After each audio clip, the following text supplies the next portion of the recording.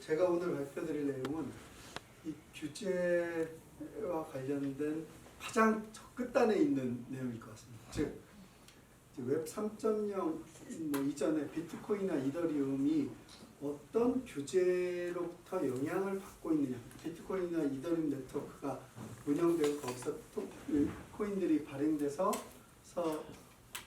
노드가 증설되고 이런 현상 자체가 어느 국가의 어떤 법률 관할권 안에서 만들어진 것인지 혹시 아시는 분 계신가요?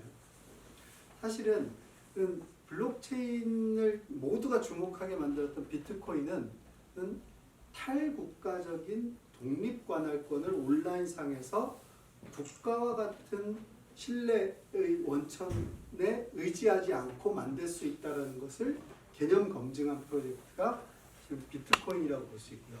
그런 점에서 사실 비트코인이 이제 거래소 이런 것들을 통해서 거래가 되기 시작하면서 제도 영역, 그러니까 즉 국가의 거버넌스가 작동하는 영역하고 이렇게 겹치게 되면서 여기서 문제들이 발생하고 여기서 무슨 규제를 적용할 거냐 막 이렇게 하고 있는데 실제로 이제 제가 오늘 웹3라고 통칭할 이것은 국가의 관할권 바깥에서 하겠다라고 하는 것을 의미합니다. 자, 국가의 관할권 바깥에서 어떤 경제 행위를 한다라고 하는 것이 낯서실 수도 있는데 우리가 생각해 보면 국가가 어떤 경제 활동의 주된 플레이어가 되기 시작한 것은 중상주의 국가 이후입니다. 그 이전까지는 상인들끼리 자기들끼리 규약을 가지고서 야 네가 신용이 어떻고 막 이러면서 했었고 이제 법제도 안으로 들어오기 시작한 그 시기에도 처음에 그 분주들이 영주들이 자기 관할권 안에서 다양한 상행위들이 있어야 좋은 물건들이 안에 돌아다니고 그러면서 경제적으로 부유해질 것 같으니까 상인들에게 어떤 특권을 줬어요. 그래서 상법이라고 하는 거가 초기에는 신분법으로 시작한 것 같아요. 상인의 어떤 신분을 부여해가지고 그 사람들에게 어떤 것들을 면제해주고 뭐 어떤 활동을 할 수 있게 해주고 내가 국가가 뭘 건드리지 않을게 이런 식의 법률이었는데 이제 그런 제도가 만들어져 가지고 수백 년 온 상황이 오늘 뭐 여러분이 앞에서 말씀하셨지만 이제는 국가가 허용해줘야 뭔가 행위를 할 수 있는 상황까지 온 거죠. 예전에는 국가와는 독립적으로 상인들의 질서가 따로 있어요. 이제 그런 것들 속에서 현대적인 경제 체제는 어떻게 되어 있냐면 국가가 법률 관할권으로 만들어 놓은 체제 위에서 어떤 경제적 동기를 가지고 있는 사람들이 어떤 메커니즘을 이용해 가지고 경제 행위를 하는 법률 행위로서의 경제 행위를 하는 국면까지 오게 된 건데 경제적 원리라고 하는 건 결국은 경제적 동기가 뭐니? 그게 어떤 메커니즘으로 그 법률 행위들이 또 경제 현상들이 일어나니 이런 얘기들을 하려고 하는 거고요. 예.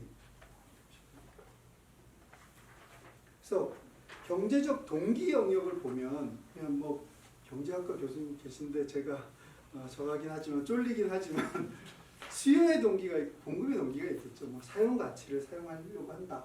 공급의 동기에서 이익을 내려고 한다. 뭐 요즘은 ESG 같은 것 때문에 기타의 이익을 내는 것 외의 동기들도 수요와 공급의 동기들로 만들어지고 있는데요. 실제로 메커니즘 관점에서 보면 그래서 이제 내가 그걸 사용하고 싶어서 어떻게 할 거야? 직접 만드는 것부터 시작이 있겠죠. 그런 것도 있지만 시장 가장 전형적인 현대적인 수요 메커니즘을 수요를 실현시키는 메커니즘 시장이나 배급 이런 것들이 있을 수 있죠. 그리고 뭐 공산주의 국가에서 사실은 공산주의 국가에서만 배급을 하고 있는 건 아니고요. 배급을 적용해서 작동하고 있는 경제 시스템이 자본주의 국가 안에서 많이 있습니다. 그러니까 특히 뭐 저소득층 지원이라든가 이런 것들에서는 그 사람들이 시장에 접근할 수 있는 능력이 없으니까 그런 메커니즘을 쓰기도 하고 결국은 경제 시스템의 정체성을 결정하는 요소는 이 경제적 메커니즘에 대한 내용들이 대개는 그 경제 시스템, 체제의 정체성을 결정하죠. 그래서 이 경제 시스템이라고 하는 것이 먼저 있고 그 위에 소비자나 공급자 그리고 이 경제 시스템의 운영자가 이렇게 돌아가는 거죠. 뭐 쉽게 얘기하면 이게 법 체계라고 생각하면 여기 정부겠죠. 정부나 감독기관 막 이렇게 그 위에서 이제 시장 행위를 할 수 있는 그런 점에서 우리가 흔히 경제학에서 이게 없는 것처럼 여기면서 시장 내에서 이 둘이 어떤 행위를 하고 있다라고 가정하고 경제 이론들이 되게 많이 만들어져 있는데 사실은 이 밑에는 이들이 할 수 없는 것을 규정하거나 하게 되면 벌 받는 것을 규정하고 있는 이 체제라고 하는 것이 밑바닥에 깔려 있는 것이고요. 그래서 웹 3.0 블록체인 기반 상식적으로 생각하면 블록체인 기반으로 국가 관할권 바깥에서 어떤 경제 시스템을 만들려고 하는 온라인의 이 경제 시스템 원리를 이해하려면 뭘 이해해야 되느냐?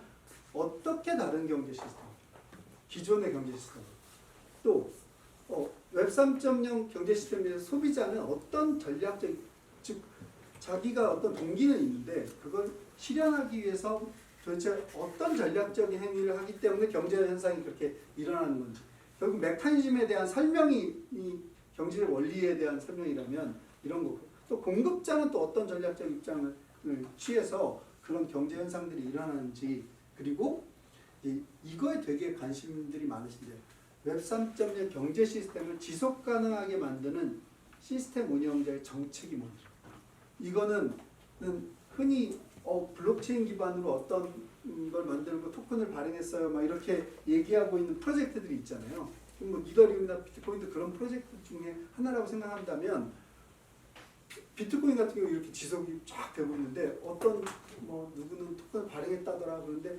지속이 안 되고 상장을 했다더라 그러는데 폭등했다 폭락해가지고 사라지고 팀은 없어졌는데 토큰은 계속 어디 이름도 모르는 거래소는 계속 거래되고 있구만 별의별 희한한 상황들이 발생하고 이거는 제도화된 증권 제도를 운영하고 있는 제도 당국 입장에서는 이거 사기네 사기 이렇게 생각하기 딱 좋은 것인데 이제 아직 그것들이 성숙되지 않은 단계에 있기 때문에 생기는 현상들이고 사실은 주식회사 제도라고 하는 것도 법인의 법률 행위의 그 유효성을 인정하는 것도 우리 몇 년이 안 됐잖아요. 사실 주식회사 이게 어떻게 정당화되는 거야 라고 하는 논의도 법적으로 되게 치열한 얘기들이 많이 있었던 사례입니다. 근데 어쨌든 지금 태어나고 있는 이 웹 3.0이라고 하는 경제 시스템이 어떤 조건을 갖추면 지속 가능하고 즉 국가의 개입 없이도 어떤 조건에서는 국가가 개입해도 지속 불가능한 상황이 되는 건지 이런 걸 좀 알아야 되겠다라고 하는 게 이 웹 3.0 경제 원리에 대해서 관심을 갖고 있는 분들이 많이 갖고 있는 질문입니다. 그래서 간단하게 좀 원래는 이게 PPT 애니메이션이 있는 장표였는데 이제 그대로 설명을 드리면 원래 국가 관할권 기반의 경제 시스템이라는 건 각 국가별로 이렇게 법 체제가 있고 그 위에 시장이 있죠. 거기에 이제 경제 인프라들도 있겠죠. 뭐 화폐도 있고 금융도 있고 물류도 있고 자산도 있고 이런 전력도 있고 뭐 여러 가지 게 있어서 그 위에서 시장에서 개인과 법인들이 막 거래를 하는 거고요.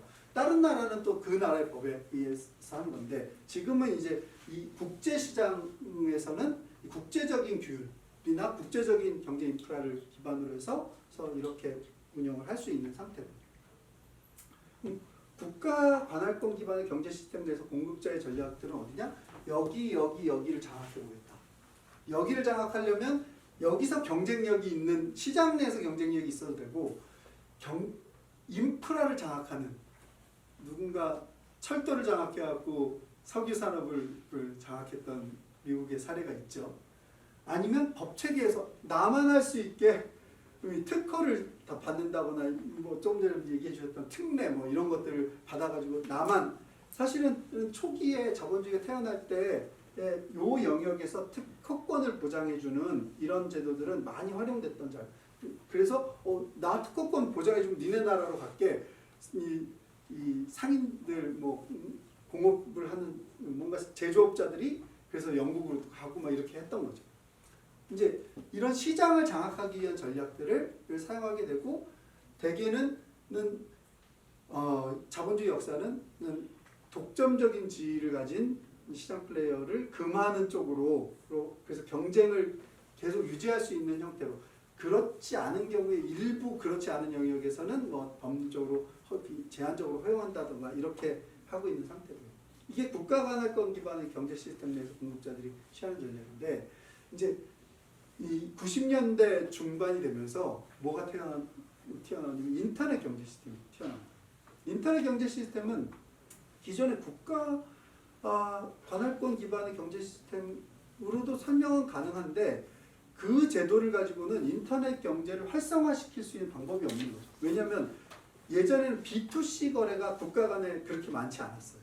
대개는 도매로 뛰어다가 국가 어느 나라에서 총판이 잡혀가지고 그들이 이제 그 총판 사업자가 그 개별 국가의 시장 내에서 그 규율을 따르면서 서플레이를 했기 때문에. 근데 인터넷 경제는 B2C가 글로벌하게 누구나 어느 나라에 있는 기업이나 어느 나라에 있는 개인을 상대로 해서 이게 이제 클린턴 행정부가 기존 법 체계로는 이거 수용이 불가능한 것 같아. 이거 활성화하려면 당분간 전 세계에서 이 인터넷을 통해서 이루어지는 상거래에 관세를 어느 정도 금액 이하의 상거래에 대해서 면제하자라고 하는 제안을 한 거고 그게 전 세계적으로 받아들여지면서 사실은 인터넷 경제 시스템이라고 하는 게 쫙 성장하기 시작한 거죠. 근데 보면 인터넷 경제는 통신이나 뭐 시장이나 과세, 결제 이런 것까지는 처리를 하는데 실질적으로 물류는 일로 돌아야 되고 또 결제도 사실상은 오프라인 기존의 국가 간 망을 금융권들이 만들어놨던 국제 결제망을 사용해야 되는 이런 이중적인 체제였던 거죠. 국가 관할권 영역 쓰고 인터넷 경제 시스템 쓰는 거죠. 인터넷 경제 시스템에서는 어떻게 하느냐? 인터넷 경제 인프라 영역에서 여기서 경쟁 우위를 만들어 가지고 시장을 지배하겠다든가 아니면 그 시장 내 개별 국가 내에서 인지도를 높여 가지고 그 나라의 제도에서 허용하는 것에 잘 커스터마이징을 해 가지고 그 제도 안에서 어떻게 더 잘 쓸 수 있도록 만든다거나 혹은 국제 시장에서도 또 이 시장을 장악하는 수 있는 방법이 결국은 이제 인터넷 사업자들은 시장을 재구성했어요.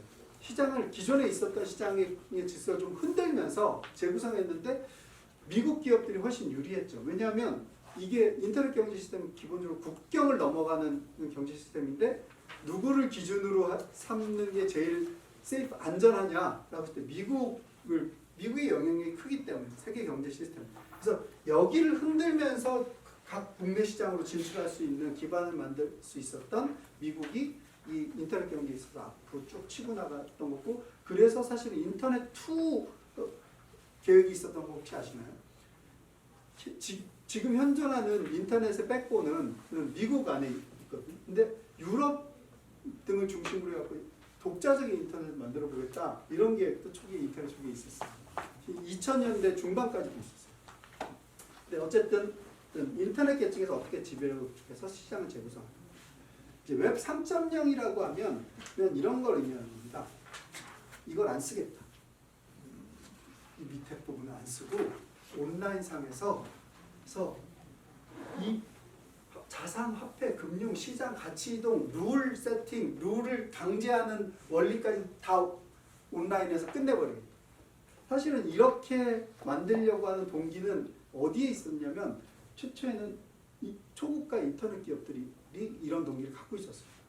물론 자유주의자들도 갖고 있었지만 국가로부터 좀 독립적으로 하려는 초국가적인 인터넷 기업들은 왜 여기로부터 독립하고 싶었냐면 자기 돈을 열심히 벌어봤더니 금융회사들한테 이렇게 돈이 건네지는 과정에서 도장값을 다 떼주고 자기가 실제로 벌은 돈이 가치를 상당히 기존 질서에 넘겨줘야 돼. 그래서 나는 가치도 온라인으로 다 제공하고 돈도 온라인에서 내가 그냥 정의한 돈을 다 받고 싶어.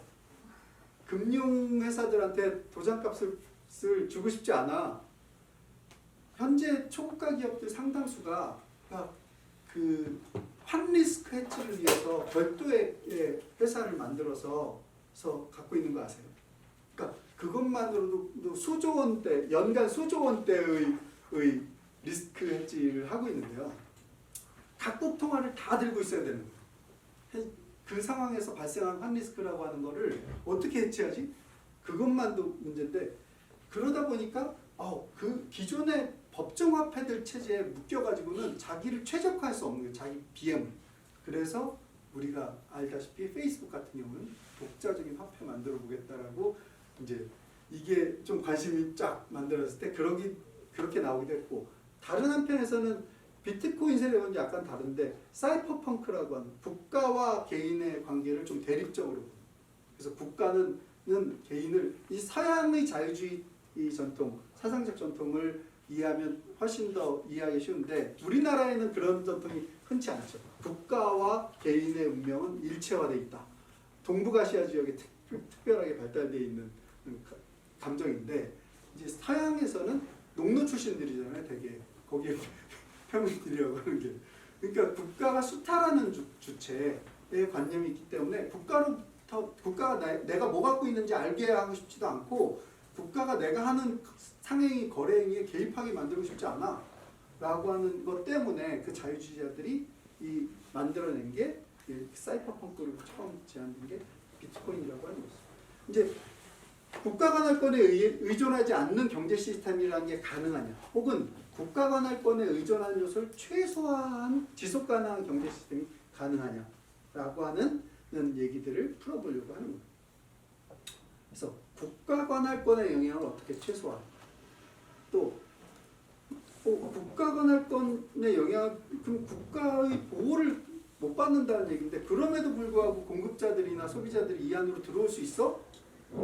그러려면 이 원리라면 내가 진짜 안전하게 공급하거나 소비하거나 소유할 수 있겠구나라고 하는 걸 기술 시스템이 있어야만 이게 가능해지는 거거든요. 그런 것들을 이제 계속 만들어 나가고 있는 상황인 거고 그리고 웹 3.0 경제 시스템에 구축되는 경제 시스템을 지속 가능하도록 운영하는 국가 관할권에 영향을 받지 않는 운영자가 어떻게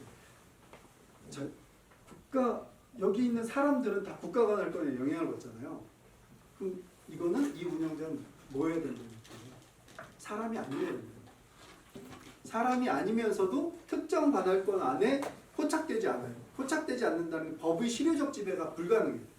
대표적으로 비트코인 노드들이 쫙 전 세계적으로 만들어져 있는 네트워크를 형성하면 특정 국가 관할권에서 특정 서버를 다운시킬 수 있을지 모르지만 전원을 차단하고 이럴 수 있을지 모르지만 이 전체를 죽이는 게 불가능하다면 그것을 우리는 운영자라고 볼 수 있을 것이다. 국가 관할권. 그리고 이제 그러기 위해서 이 웹 3.0 경제 시스템을 지속 가능하게 만드는 시스템 운영자의 정책, 즉 그 사람이 아닌 코드로 만들어져 있는 이 정책이 어떻게 설계돼야 이 지속 가능성이 유지될 거냐라고 하는 얘기를 담고 있습니다.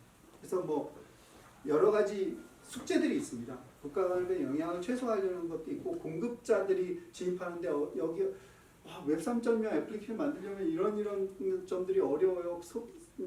소비자들 획득하는데도 이런 장벽들이 있고 소비자 진입 장벽도 제거해야 되고 또 탈중앙화된 운영, 즉 어떤 특정한 사람에게 집중되지 않는 운영 체계가 어떻게 알고리즘에 의해서 만들어질 거냐라고 하는 것도 설계돼야 되는 것이고 지속 가능성, 탈중앙성뿐만 아니라 지속 가능성이 설계돼야 되는데 이런 것들도 검증된 설계 방법이 부재하고 뭐 국가 관할권의 영향력을 피하기 위해서 그래서 지속 가능성을 훼손한 설계 포인트인데 앞에는 포인트 쓰고 뒤에는 토큰 만들어갖고 둘을 어떻게 연결시키고 그렇게 해서 모바일 앱스토어에 등록할 때 거절 안 당하게 하고 이런 걸 막 생각하니까 이제 이 왜곡된 설계들이 막 되는데 사실 기본적으로 탈중앙화된 상태를 유지하면서 기술 시스템을 진화시켜 나간다는 게 되게 어려운 일이거든요.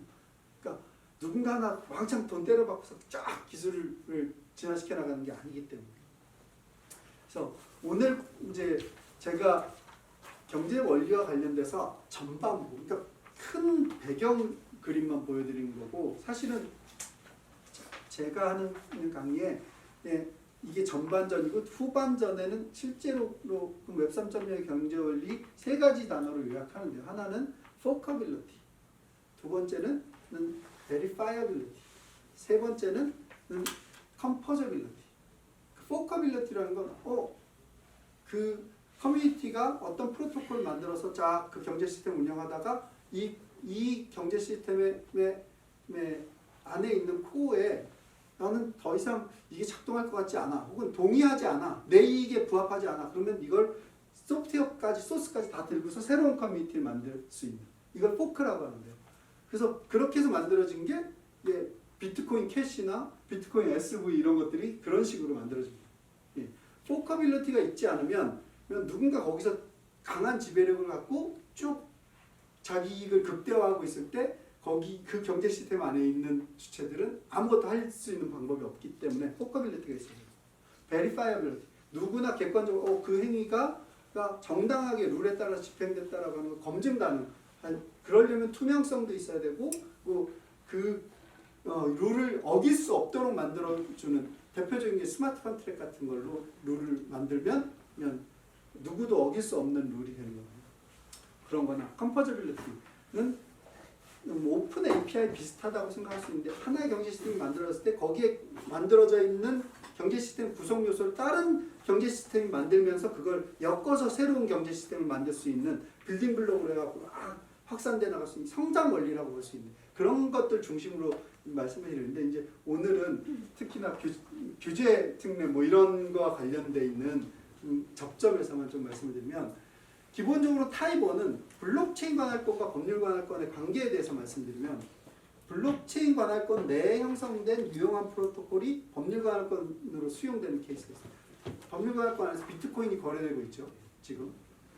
근데 블록체인 관할권에서 비트코인은 완전하게 완결이 된 것인데 이걸 여기가 유용하니까 투자 자산으로서 유용한 것 같다고 생각하는 사람들이 법률 관할권 안으로 끌고 들어가 거래를 하는 케이스입니다. 두 번째는 법률 관할권 내에 있는 어떤 문제가 있는 프로토콜이 있어요. 조각 소액 투자가 안 된다거나 뭐 이런 앞서서 발표에서도 그런 것을 블록체인 관할권으로 끌고 들어가 갖고 여기서 문제를 재정의합니다. 그러면 블록체인 관할권이 갖고 있는 장점들, 뭐 무한 분할이라든가 이런 것들 활용해 가지고 그 여기에 있는 문제를 발생 원인들을 억제하고 요걸 살짝 활용해 갖고 현실의 법률 관할권의 경제 문제를 해결하는 케이스가 있고 세 번째로는 법률 관할권끼리는 완결적인데 이 각자는 완결적인데 이걸 연결하는 국제적인 프로토콜들 이제 탈국경성을 활용하는 거죠. 블록체인 관할권이 가지고 있는 탈국경성을 활용해 가지고 대표적으로 이제 은행 뱅킹 인프라가 잘 발달되어 있지 않은 나라에서 로의 송금 이게 뱅킹망이 제대로 안 발달되어 있으니까 비트코인 이용해 송금을 하잖아요. 이런 케이스 제가 보면 이제 웹 3.0과 국가관할권 기반 경제 시스템이 어떻게 연결되느냐 연결되는 유형은 이 세 가지 정도가 있는 것 같고 지금 오늘 규제 샌드박스나 이런 거와 관련돼서 얘기되고 있는 건 주로 타입 2의 얘기가 많이 있는 것 같은데 실제로 많은 어려움들이 있습니다. 왜냐하면 그냥 블록체인 관할권에서 전제로 하고 있는 것들을 법률관할권에서 금지하고 있고 뭐 이런 것들이 많아서 쉽지는 않은데 다양한 노력들을 하시면 뭔가 해결할 수 있는 영역들이 나올 수 있지 않을까 생각하고 물론 저는 이 두 개가 연결될 필요가 없다고 생각하는 크립토 아나키스트이기 때문에 네, 굳이 이걸 왜 한다면 타입 1 정도 뭐 우리끼리 하는데 법률관할권 쪽에서도 관심 있으면 갖다가 경제 시스템을 만드는데 활용하기 그 정도 그 이야기로 오늘 발표를 마치도록 하겠습니다. 네.